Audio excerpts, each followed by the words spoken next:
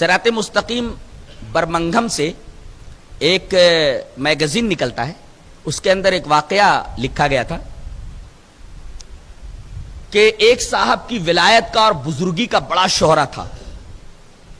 حج کے موسم میں کبھی عرفات میں دکھتے، کبھی مینا میں دکھتے، کہیں حج میں راستے میں دکھتے، جبکہ وہ حج نہیں گئے ہوتے تھے،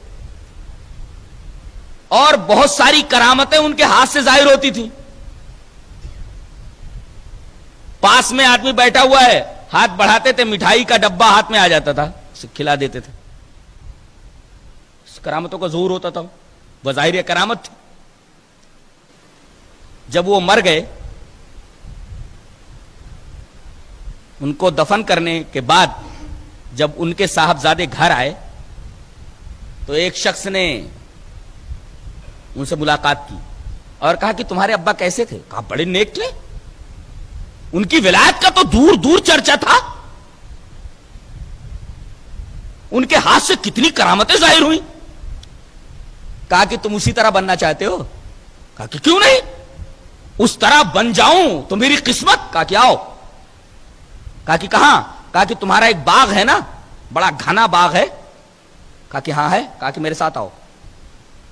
باغ کے اندر دور آگے جب گئے تو دیکھا کہ ایک جگہ صاف کی ہوئی ہے اور بالکل مسلح کی شکل کی ہے، اور زمین جو ہے لیپی ہوئی ہے مٹی سے.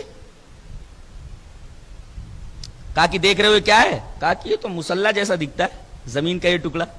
کہا کہ ہاں، یہ وہ جگہ ہے جہاں تمہارا باپ میں آگے کھڑا ہو جاتا تھا اور مجھے سجدہ کرتا تھا. میں شیطان ہوں، چونکہ وہ ہر ہفتے مجھے سجدہ کرتا تھا، لہذا میں بعض چیزیں ایسی خرق عادت کے طور پر اس سے ظاہر کر دیا کرتا تھا. لوگ سمجھتے تھے کہ ولی تھا، در حقیقت وہ کافر تھا، مشرک تھا. اگر تم اسی طریقے سے بننا چاہتے ہو تو تم بھی مجھے آگے کھڑا ہوتا ہوں، مجھے سجدہ کر لو اور تم بھی اسی طریقے سے بن جاؤ گے.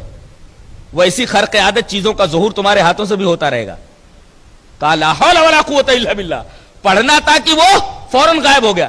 پتہ یہ چلا کہ اس طریقے کا استدراج اور خرق عادت چیزوں کا ظہور اگر کسی کے ہاتھ سے ہو تو یہ مت سمجھو کہ وہ ولی ہے. ہو سکتا ہے کہ وہ شیطان کا پجاری ہو اور اس کے دل کے اندر ایمان نہ ہو، بظاہر مسلمان ہو مگر وہ اندر سے کافر اور مشرک ہو، بددین ہو، مذہب بیزار ہو، اس کے دل میں ایمان کی روشنی نہ ہو، شیطان کی پوجا کی وجہ سے اس کے دل سے ایمان کی روشنی چھن گئی ہو.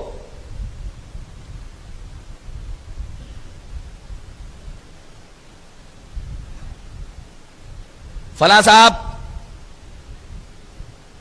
پگھلا ہوا تانبا پی گئے، فلاں صاحب کسی مردہ جانور کو زندہ کر دیے. یہ سب کرامت نہیں ہے، ضروری نہیں کہ یہ کرامت ہو. ہو سکتا ہے کہ بہت سارے لوگ جن کے ہاتھوں پر خرق عادت باتوں کا ظہور ہوتا ہے وہ عباد جن ہوں، عباد شیاطین ہوں، شیطان اور جن کے پجاری ہوں. آیت کریمہ کا ٹکڑا بتا رہا ہے کہ ہم میں سے بعض نے بعض سے بہت فائدے اٹھائے.